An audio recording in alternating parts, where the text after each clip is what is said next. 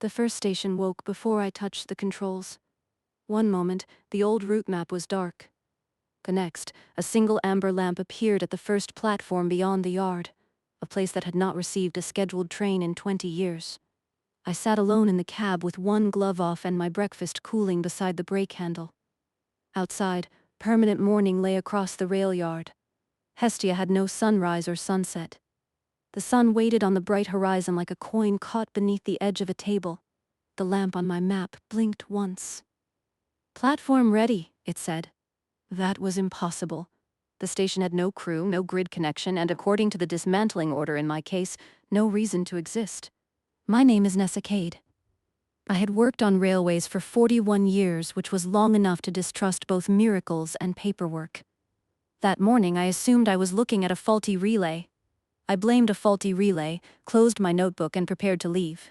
The country ahead was supposed to be empty. The train was called Survey 2, though there had not been a Survey 1 for 11 years.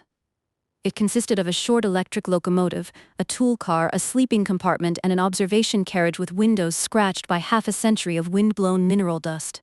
Its paint had once been blue. By the time I drove it, the sunward side was pale as old denim, and the nightward side was nearly black. I liked it immediately. New trains tried to anticipate what an engineer wanted. Survey 2 waited to be told. When I closed the battery isolator, contactors knocked beneath the floor in a slow, honest sequence. The air compressor coughed twice before settling. A cooling fan somewhere behind my chair complained in a high little whistle. I wrote each sound in my departure log.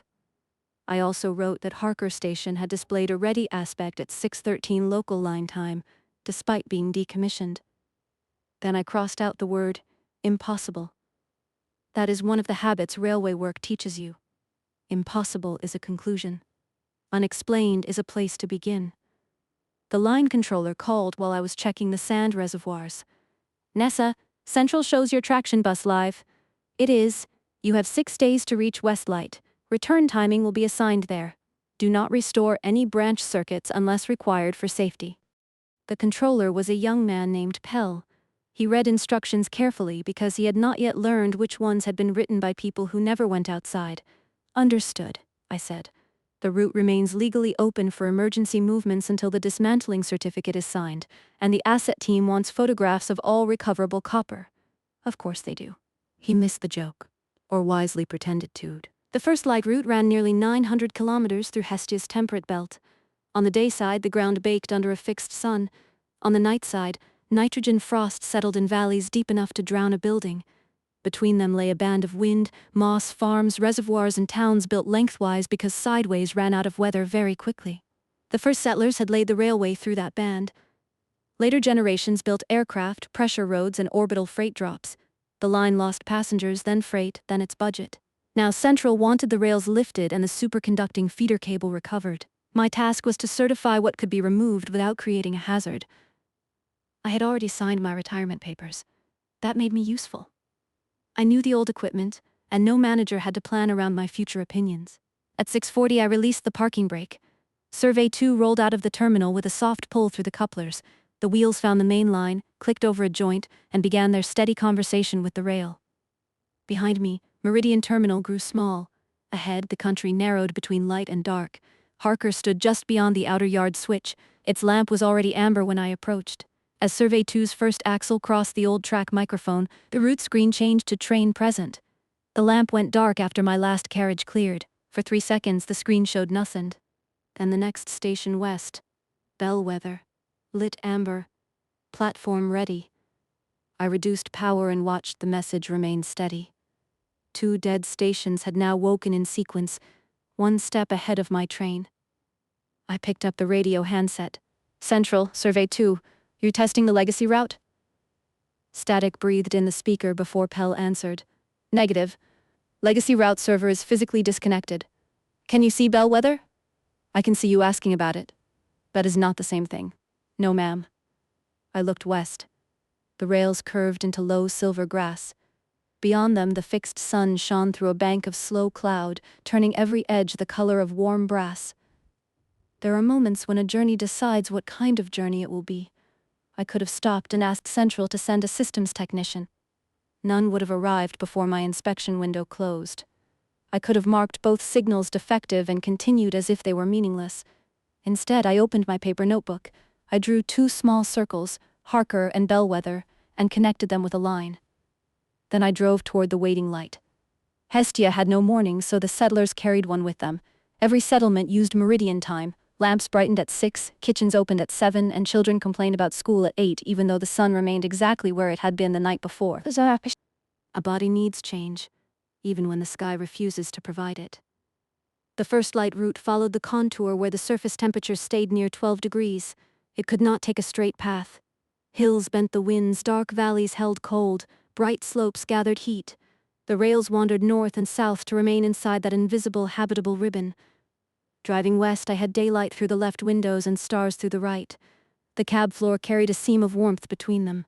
I kept my tea on the left console and my lunch on the right. That arrangement had been a joke among early crews. It also worked. At kilometer 82, Bellwether appeared beneath a line of wind turbines. Half the turbines were feathered. The rest turned at slightly different speeds, old bearings making their housings nod. The platform lamp shone amber. I stopped short of the switch and applied the independent brake. Survey 2 settled with a sigh. My route screen changed from platform ready to train present, though the axle counter beside the track had been removed years ago. I put on my coat and climbed down. The wind smelled of stone and damp wire insulation. That may not sound like a smell, but any rail worker knows it.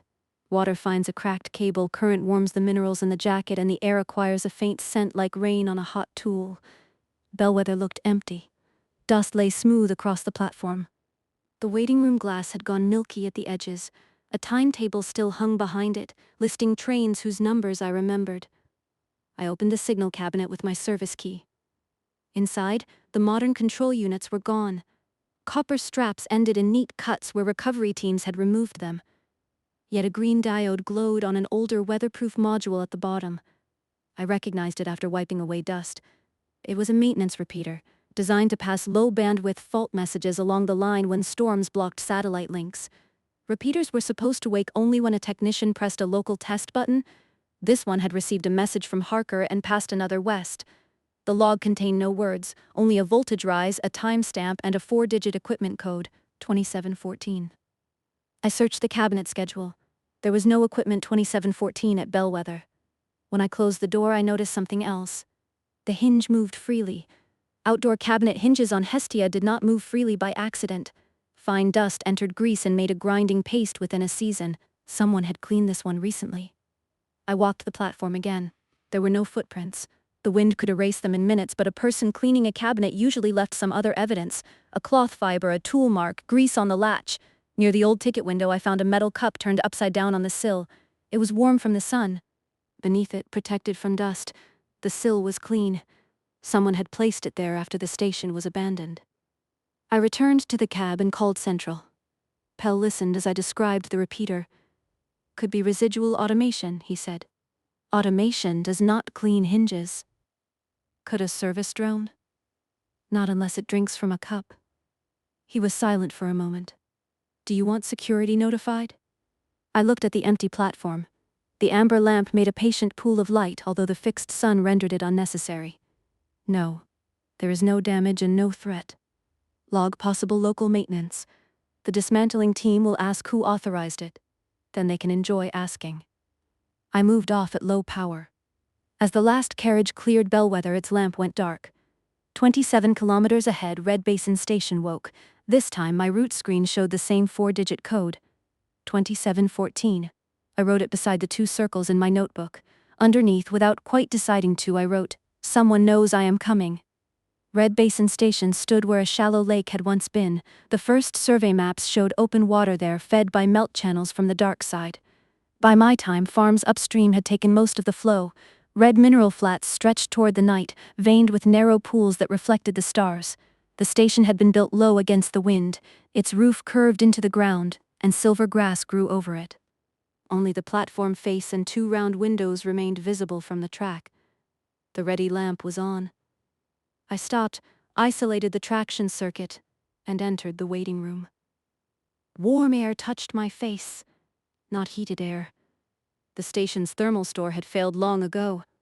This was the smaller warmth of a sealed room that had held sunlight for several hours. It smelled of dry grass, machine oil, and something faintly sharp. Tea. An old water boiler stood against the wall. Its power indicator was dark, but the drip tray had been scrubbed. When I opened the service panel, I found the heating element disconnected from the dead station bus and wired to a small battery pack. The work was competent, mostly. Whoever installed it had used the right cable gauge and strain relief. They had also secured one conduit with a spoon handle bent around a pipe. That detail cheered me more than it should have. Machines can copy perfection. People solve the problem in front of them. I tested the boiler. It drew 800 watts, too much for the little battery if used often. A handwritten card inside the cupboard said 1 cup only, switch off at wall. The letters had been traced over several times by different pens. There was no signature. I filled my metal mug and pressed the switch. While the water heated, I examined the station logbook. Most pages were blank. On the last one, someone had recorded dates and brief tasks. Intake cleared. West door sealed. Repeater tested. 2714. Good. The entries were months apart. The handwriting changed. One writer leaned left, one printed in careful capitals, and one pressed so hard the pen had scored the next 3 pages. The final entry was 6 days old. Expected inspection. Left T. I read it twice. The boiler clicked off. I made the 1 permitted cup and sat on the platform bench. The seat had been repaired with dark wood that did not match the pale original slats. The carpenter had cut one piece a few millimeters short, leaving a gap that caught the edge of my coat. I shifted to avoid it, and drank. The tea was terrible. It had a medicinal taste and enough tannin to polish metal. I drank all of it. From the bench I could see both skies. Sunlit cloud climbed on my left. On my right, stars hung above the red flats, undimmed by any sunset. The border between them was not a line. It was a long blending, light giving up its hold by degrees. That was when a voice came through my portable radio. Survey train at Red Basin, do you receive? It was weak, broken by static and unmistakably human. I stood so quickly that tea spilled onto my glove. This is Survey 2. Identify yourself. Aran Vale, Atmospheric Station 14. Your mast is blocking my west sensor. I looked up. Survey 2's roof antenna stood nowhere near any instrument I could see. Where are you? North Ridge. 11 kilometers. I would wave, but you would not appreciate the scale of the gesture. I found the ridge through binoculars. A low dome nestled between rocks, nearly invisible beneath weathercloth. Did you restore this station? I asked. Some of it. Did you activate the route lights? The pause was long enough to make me lower the binoculars. I activated Red Basin. Oren said. Bellwether was already awake when your train reached it. How did you know I was coming? Pell's inspection notice reached an old municipal bulletin feed. We passed it west through the local chain. The line told me the rest. The line is disconnected. Disconnected things still touch in places. It sounded like evasion. Later, I understood it was the most accurate answer he could have given. Oren asked whether I had used the boiler. I told him I had. Was the tea acceptable? No. Good. I worried age had softened your standards. We had never met, but he knew my name. Before I could ask how, a gust rattled the waiting room door. The station lamp flickered, and my route map updated. Farther west, Quarry Bend showed ready. Oren saw it too. There, he said quietly. That was not me. Oren reached the station in a 6-wheeled crawler that looked older than both of us. Its left door was green, its right door was yellow, and neither matched the gray body. A cup-shaped wind sensor spun on the roof. He climbed out wearing 2 different boots. The brown one has a better soul, he explained before I asked. The black one does not leak. He was narrow, silver-haired, and bent slightly toward the prevailing wind, as if 40 years of weather had shaped him like a tree. We sat in Survey 2's observation carriage. Oren brought a packet of oat biscuits that had absorbed the flavor of their wrapper. I made fresh tea from my own supply. He knew about the closure order. Everyone along the line did, though Central's notice had been sent only to registered municipalities. News travels through disconnected things, he said. So you mentioned. I showed him equipment code 2714. He turned my notebook sideways, then upside down. Not equipment, he said. A reading address borrowed from an old kilometer marker. The line is only 900 kilometers. Old survey coordinates, from before they chose meridian as 0. The hut there became the translation hub, so upstream packets still carry its address. That place 2714 near a repeater hut beyond Quarry Bend. Oren explained his part. His atmospheric station launched instrument balloons into the shear zone where warm day air met cold night air. Those observations gave farms several hours of warning before downbursts. Satellite models were adequate for the central towns, but local winds curled around ridges too small for orbital radar to resolve. When the railway stopped maintaining its communications chain, Oren lost his reliable path to the forecast office. He repaired the Red Basin repeater and pointed its narrow beam antenna west. West? I asked. Meridian is east. I cannot reach Meridian directly. Quarry Bend passes the packet to a farm relay. The farm reaches a reservoir. Eventually the reservoir reaches Central. How many eventuallys? I have never counted. He said it as if counting might spoil something. I drew the chain in my notebook. Oren watched with evident discomfort. Is the drawing a problem? Maps have a way of becoming property lists. There it was. Not hostility exactly. Caution worn smooth by use. My report is about rails and cable, I said. Rails and cable carry other things. If the line is supporting weather warnings, I need to know. If Central knows, it may replace our repeaters with a subscription service. Then, 3 budgets later, the subscription will end. His words were dry, but his hand tightened around the biscuit until it broke. I understood then that Oren was not guarding a clever hobby. He was guarding continuity. We walked to the signal cabinet. He showed me the modification behind the maintenance module. The inspection bulletin woke Harker before departure. When Survey 2's axle vibration reached Harker's old track microphone, the repeater confirmed the passage and sent a second pulse west. Bellwether's repaired module received that pulse, lit its platform, and forwarded it. Why light the platform? I asked.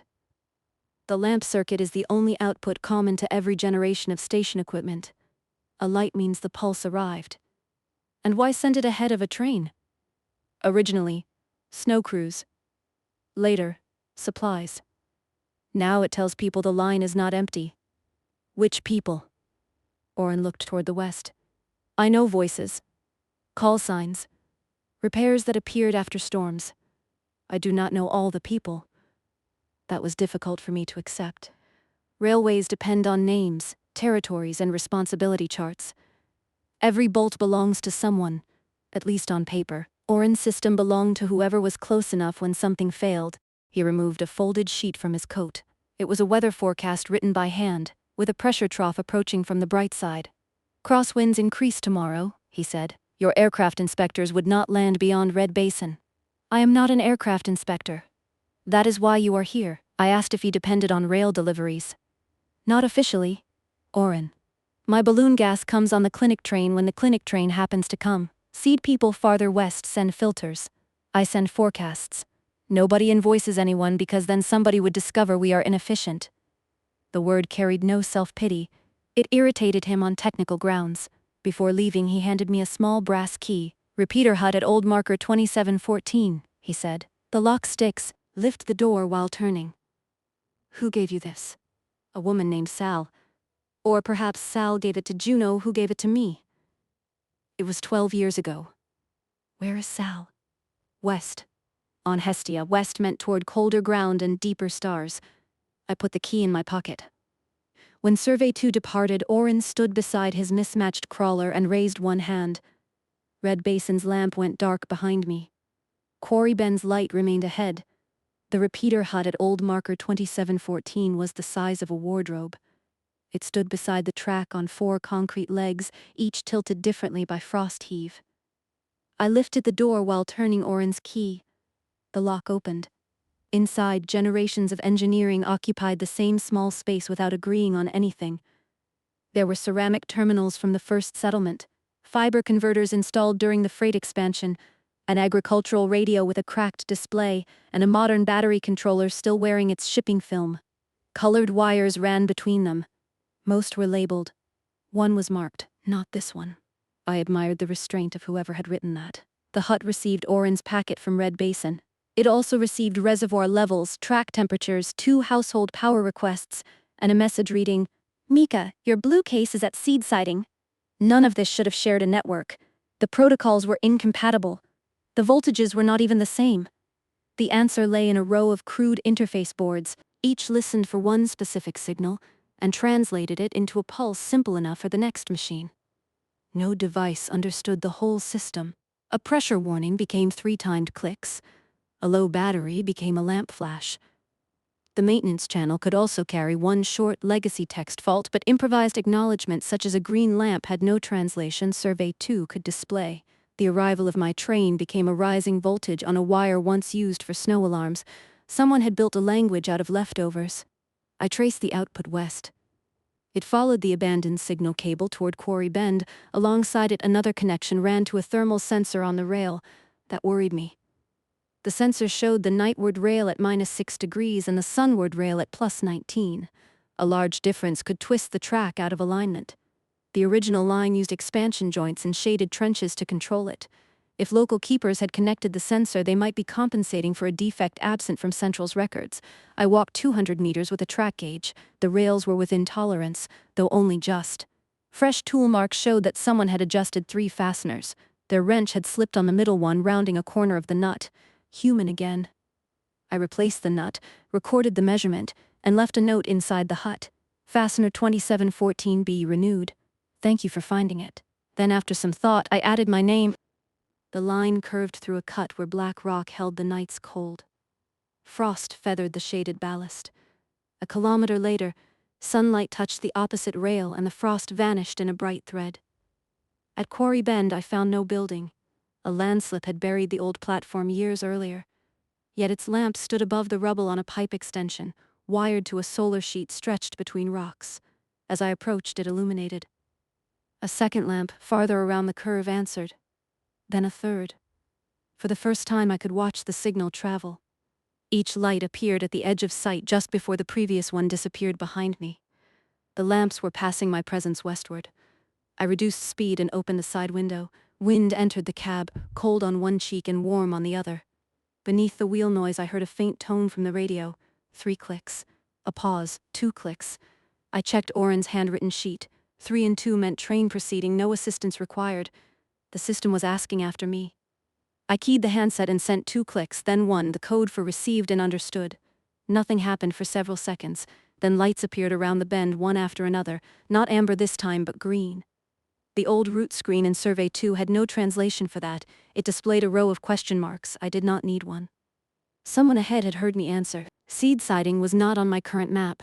I found it on an older paper chart folded beneath the driver's desk, labeled Freight Spur C. The switch had no motor, only a hand lever polished by recent use. A woman in a red coat waited beside it. She waved both arms until I sounded the horn. Then she stopped waving and covered her ears too late.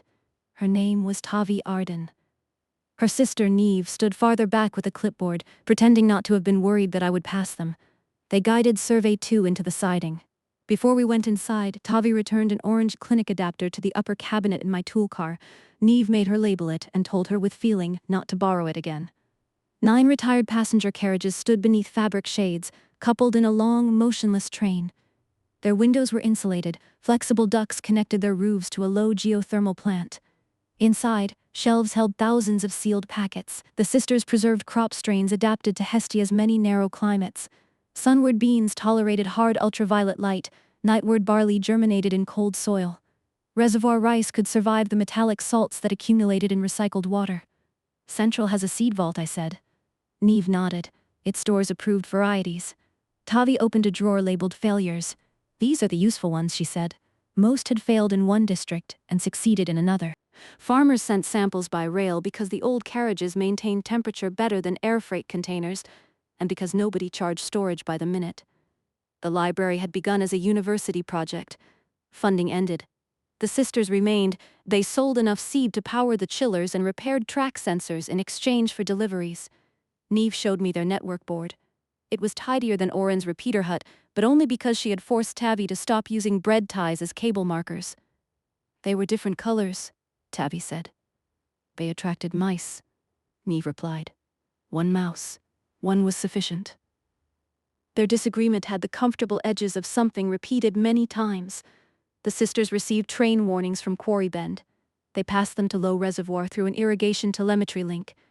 They also translated Oren's weather data into a signal the farms could read. Who controls the platform lamps? I asked. Nobody, Tavi said.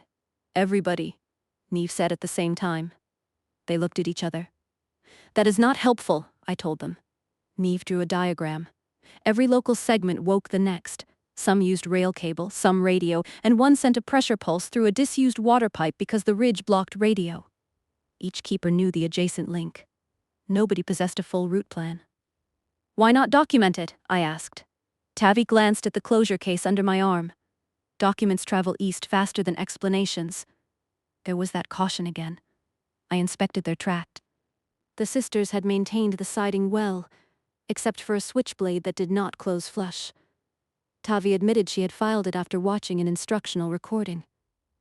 Which recording? Your winter maintenance lecture from 23 years ago.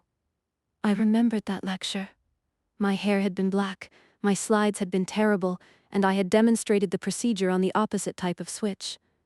You filed the wrong face, I said. Tavi looked stricken. Not much, she said. I knelt beside the mechanism.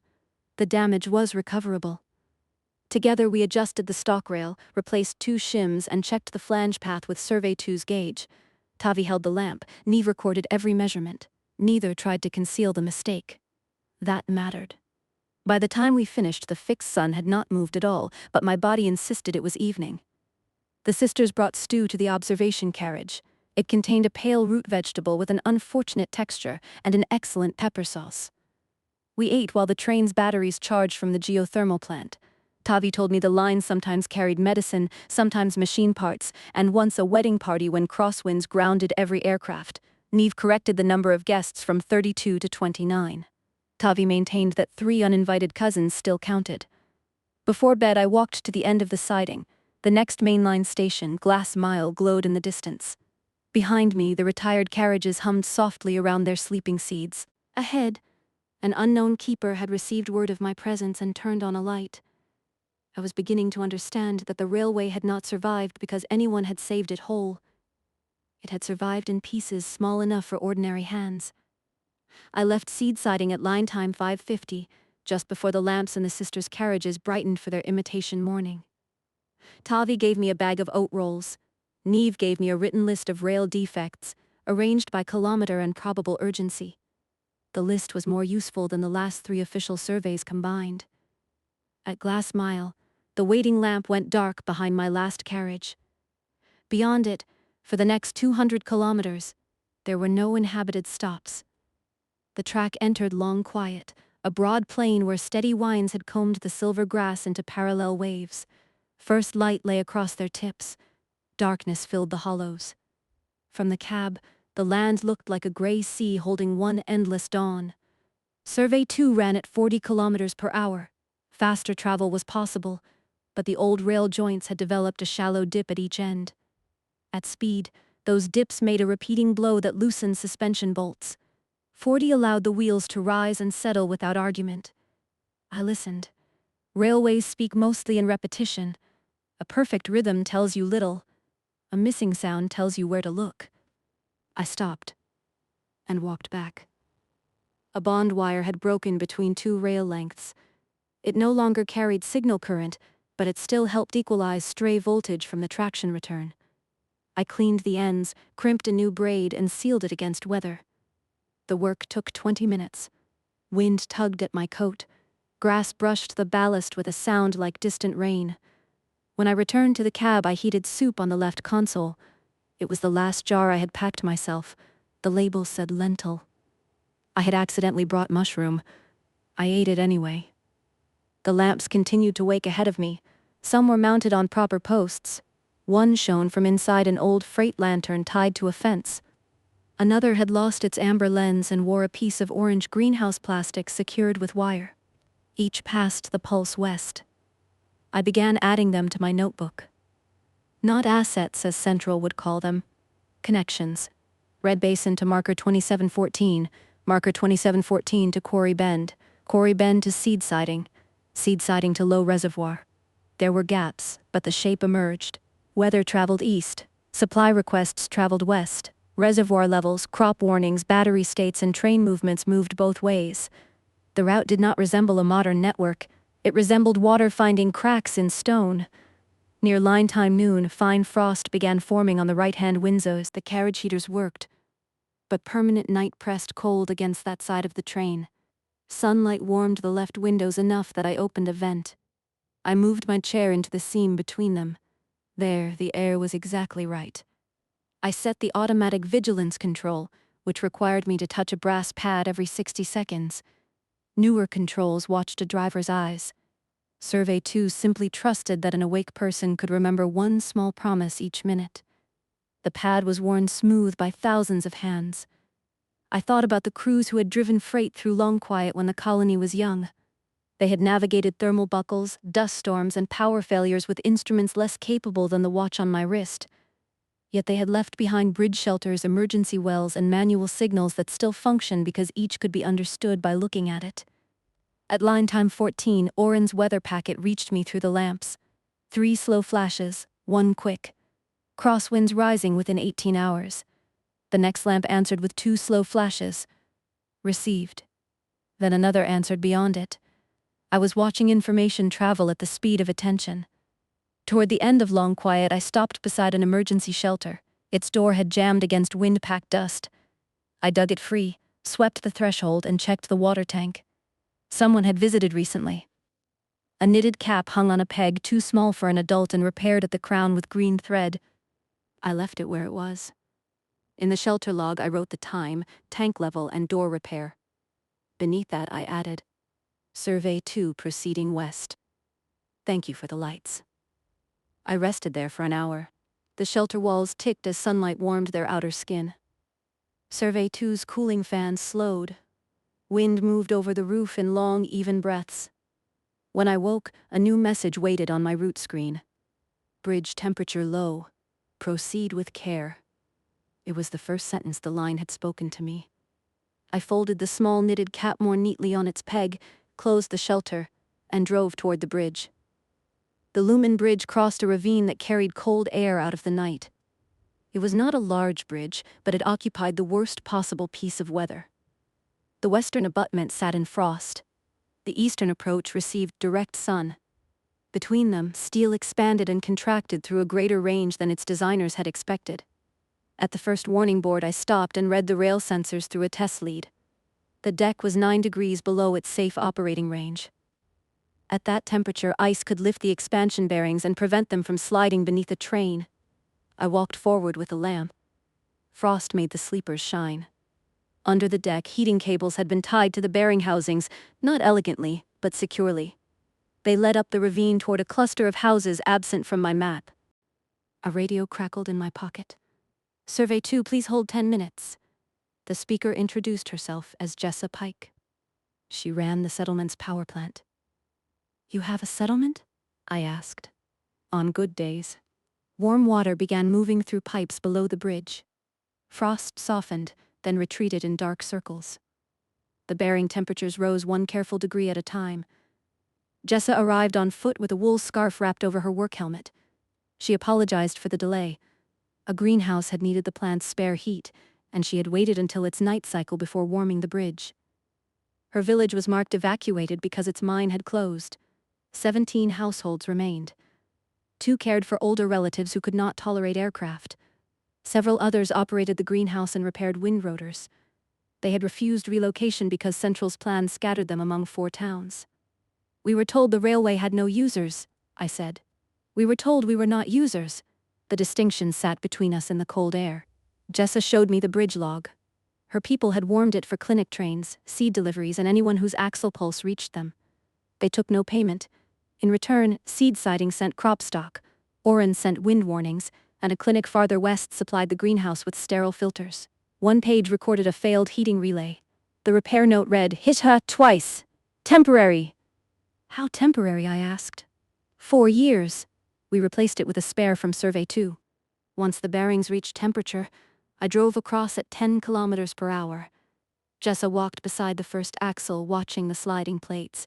Halfway over, she raised one mitten. Everything was moving as it should. The train reached the far side without drama.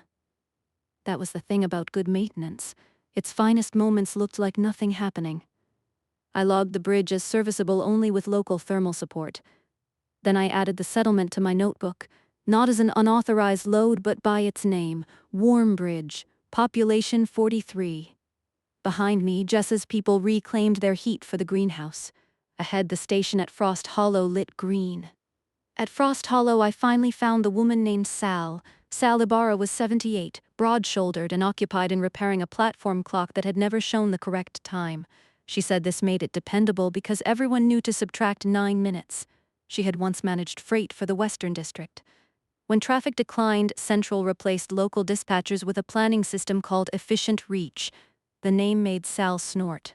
Efficient Reach ranked settlements by population, tax output, and cost of service. When Warmbridge fell below 50 registered residents, its freight stop became conditional. Conditional stops received fewer supplies, which encouraged more people to leave. Lower population then reduced service again. A tidy little circle, Sal said. Very efficient. Frost Hollow had stayed above its threshold by counting university field crews. When the university withdrew, the town vanished from the following year's route plans. People tried to correct the records. Forms demanded municipal identifiers that had expired. Appeals required network access the settlements no longer possessed. Eventually, Sal stopped asking Central for trains and began coordinating spare space on vehicles already moving west. The Firstlight Route became quiet on paper. In practice, it carried fewer loads but more kinds of dependence. Sal opened the clock cabinet. Behind the mechanism, cables joined the railway repeater to an irrigation controller and a clinic radio. She had designed the first translation board using parts from a washing machine. Oren thought you had, I said. Oren thinks I designed everything because I once fixed his kettle. Did you? No. I told him which fuse to replace. The network had no inventor. Sal had built one link. A reservoir keeper added another. The Seed Sisters translated a weather code. A child at Warmbridge suggested using platform lamps because they could be seen when radios failed. Each alteration solved a local problem. Over 20 years, those solutions touched. I showed Sal the dismantling order. She read every page, including the appendices most people skipped. They will take the feeder cable first, she said. Yes. Then the bridge heaters lose backup power. The seed chillers lose emergency supply. Repeaters on 6 ridges go dark. I know. She handed the order back. What will you write? I had spent my career answering technical questions. Rail weight, brake distance, thermal tolerance. This answer should have been technical too. I will write what the line does, I said. Sal nodded, but she did not look reassured. That night, I slept in Survey 2 beside the platform. Wind worried gently at the carriage seals. At 2:16 line time, a pressure warning passed through the clock cabinet. The storm Oren predicted had accelerated. By morning, satellite navigation west of Long Quiet was gone. Central called through a weak rail link just after breakfast. Pell's voice arrived in fragments. A medical train had departed Meridian before the storm warning. It carried a patient to the surgical center at Westlight. Aircraft were grounded, and turning back would add 11 hours. The train was more than 200 kilometers behind me. Hold it at Red Basin, I said. Cannot. Its radio failed after Quarry Bend. We see intermittent traction current, no reliable position. The central route display depended on satellites and powered axle counters. Both were unavailable. I looked at Sal's clock cabinet. A green diode blinked 3 times, paused, then blinked once. Train approaching. Assistance requested. The Firstlight Route knew where the medical train was. Not precisely. Each repeater detected vibration as it passed, then forwarded the event. Lamps and pressure pulses created a moving chain of approximate position. It was slower than satellite tracking and far less detailed, but it still worked. Hal, do you have an old 4-flash input from the Western route? We have hundreds of unclassified alerts. Find a repeating group of 3 and 1. Map its origin by time. I heard keys tapping. That is not an approved location source. Neither is guessing. Sal grinned at the clock. The storm intensified. Dayside air rushed toward the cold belt, striking ridges and folding back in violent curls. Dust dimmed the fixed sun to a copper disk. The rails disappeared beneath moving streamers of grit. The medical train could continue only if someone gave its driver local wind, bridge, and switch conditions. I sent 2 clicks west and 4 east. All stations report. For a long moment, nothing answered. Then Oren's weather code reached Frost Hollow. Seed Siding reported stable power. Warmbridge reported that Lumen Bridge was cooling but passable if they started the heaters now. Low Reservoir reported debris near a crossing. Separate scraps became a route. Pell came back on the radio, breathless. I found their traction signature. They passed Seed Siding 8 minutes ago. Connect me to their driver through any surviving repeater. Static rolled. Then a woman's voice said, Medical 3 receiving poorly. This is Nessa Kade on Survey 2. Reduced to 20, local stations are routing you. Central says the stations are closed. Central is revising its understanding. The driver laughed once, mostly from relief. I turned Survey 2 west toward the difficult junction at Low Reservoir. Sal remained at Frost Hollow to pass messages. Every person I had met took one part of the problem without waiting to be appointed. Behind me, lamps woke for the medical train. Ahead, they woke for mine. For the first time in 20 years, 2 trains traveled the Firstlight Route together. Before leaving, I washed my cup in Sal's little sink and listened to the storm settle into a steady hiss against the windows. Survey 2's cab was warm when I returned. I took one slow breath, then released the brake. The route to Low Reservoir descended through 3 cuts. Dust filled the first like smoke. In the second, a fallen rotor blade lay near the track but clear of the loading gauge. The third contained a switch that had frozen halfway between routes. Its motor was dead. I climbed down with a bar and worked the points by hand. The lever moved 6 centimeters and stopped. Gravel had packed beneath the blade. I lay on the ballast, reached under with a scraper, and pulled out stones one by one. My left glove split at the thumb. Dust found the opening immediately. While I worked, reports sounded in my radio. Oren gave crosswind intervals. Neve confirmed the medical train had cleared Seed Siding. Jessa reported bridge bearings at operating temperature. Sal repeated messages when static swallowed them. None could see the whole route. I began plotting their observations on my paper chart. At Low Reservoir, Keeper Arun Baas met me with 2 teenagers and a handcart. They had cleared branches from the crossing, but found the west switch battery flat. Survey 2 carried a compatible battery, though reaching it required unloading 3 crates I had secured much too thoroughly. I prepared for rough track, I said. Arun examined the knots. You prepared for orbit. We laughed and cut 1 rope. The teenagers carried the battery while Arun and I tested the switch. Its indicator contacts had corroded, so Central would read it as neither open nor closed. Mechanically, it locked correctly. I confirmed the blade fit with a gauge and marked the lever by hand. The railway did not need to pretend its instruments worked. It needed someone beside the rail who could say what was true. We sent 2 green flashes east, received and safe. The answer traveled away from us. A light on the next ridge blinked. Another replied beyond it, faint through dust. Somewhere out of sight, the sisters would see it, then Warmbridge, then Oren. At last, Medical 3's horn sounded from the cut. The train emerged slowly, headlights turning the dust gold. Its driver leaned close to the windshield. Behind the locomotive, 1 white medical carriage rocked gently on its suspension. I stood beside the handset switch with my lamp held green. The locomotive passed at walking speed. The driver raised 2 fingers from the brake hand. Through a carriage window, I saw a nurse adjusting a blanket over someone asleep. No one cheered. The train was not safe yet. Arun reset the switch behind it. We listened as each axle crossed the joint, counting until the final carriage cleared. Then we sent the message west. Train complete. Proceeding. For a minute, Arun, the teenagers, and I stood without speaking. Dust whispered over the railhead, already softening our footprints. I flexed my cold fingers inside the torn glove and waited until the next green acknowledgement appeared. West of Low Reservoir, the line climbed toward the hospital district. The worst crosswinds came in regular waves, 7 minutes strong and 4 minutes softer, according to Oren. I drove Survey 2 ahead of Medical 3. At exposed sections, we waited during the strong interval and moved during the lull. It was not fast. Speed had ceased to matter as much as rhythm. At each stop, the medical driver reported her patient stable.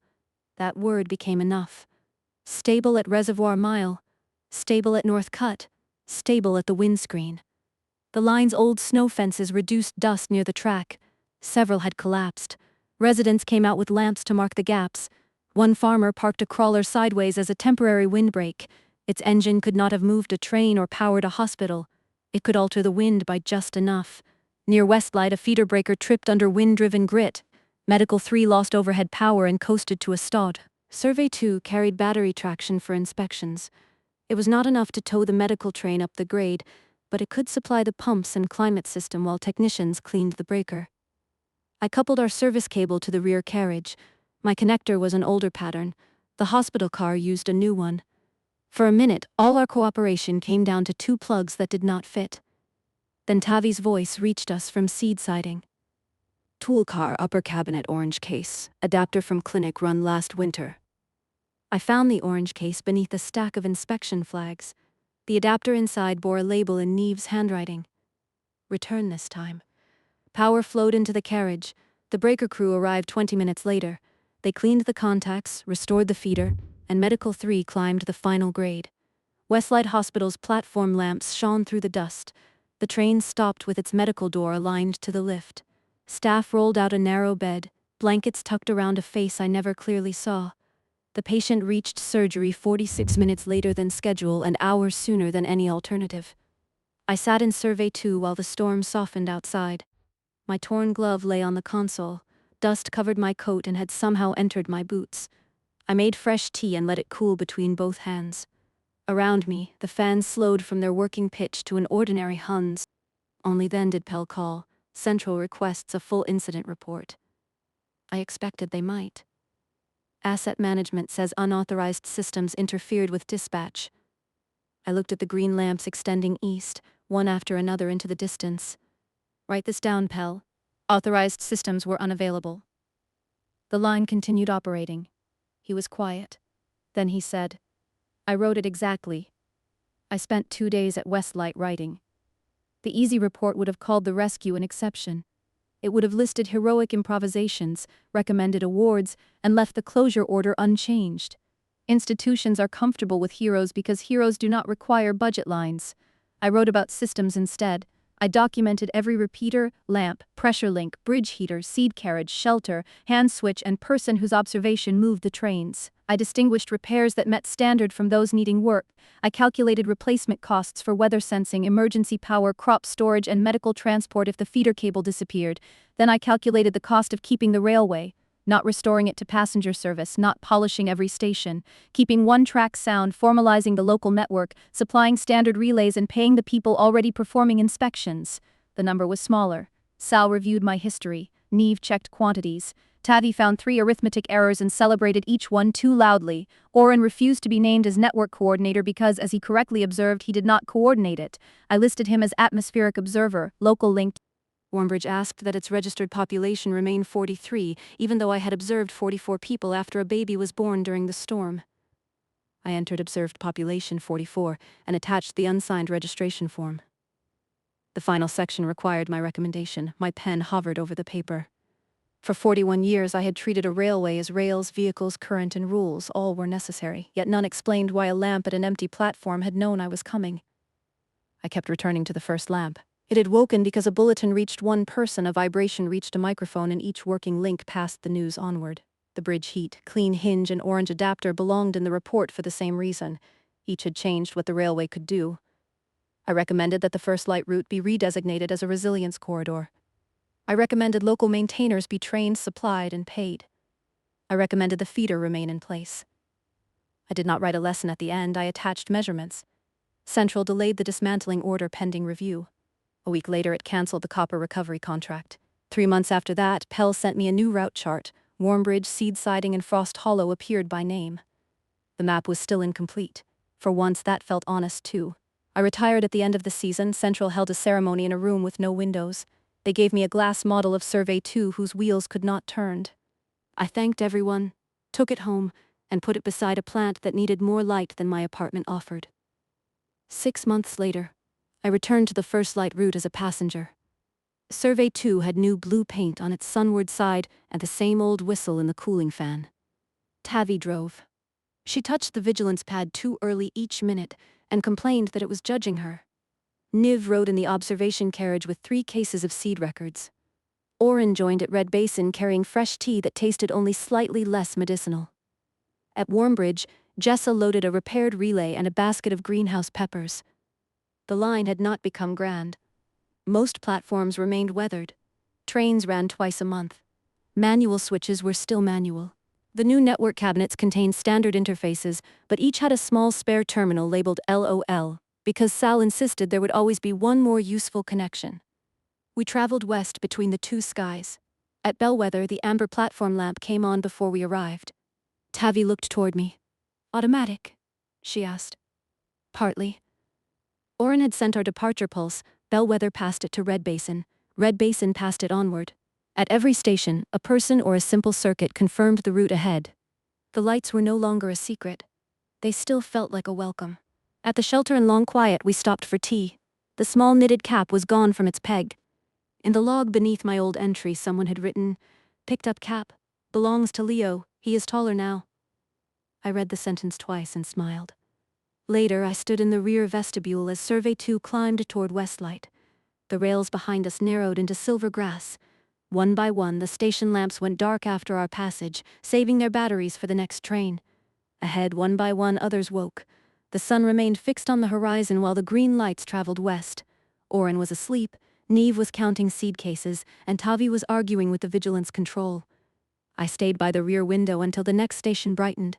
Survey 2 continued along the edge of morning, its wheels speaking softly over every joint. Behind the windows, the carriage grew warm. Outside, silvergrass bent and lifted beneath the wind. Stars watched from one side of the train. Sunlight rested on the other. Far ahead, a station lamp waited. Someone had checked its battery. Someone had cleaned its lens. Someone had made certain that when the message came, the light would answer. There was no need to hurry toward it. The rails knew the way. The people along the line were listening. And morning, one station at a time, was already on its way. If you enjoyed this journey, subscribe for the next adventure.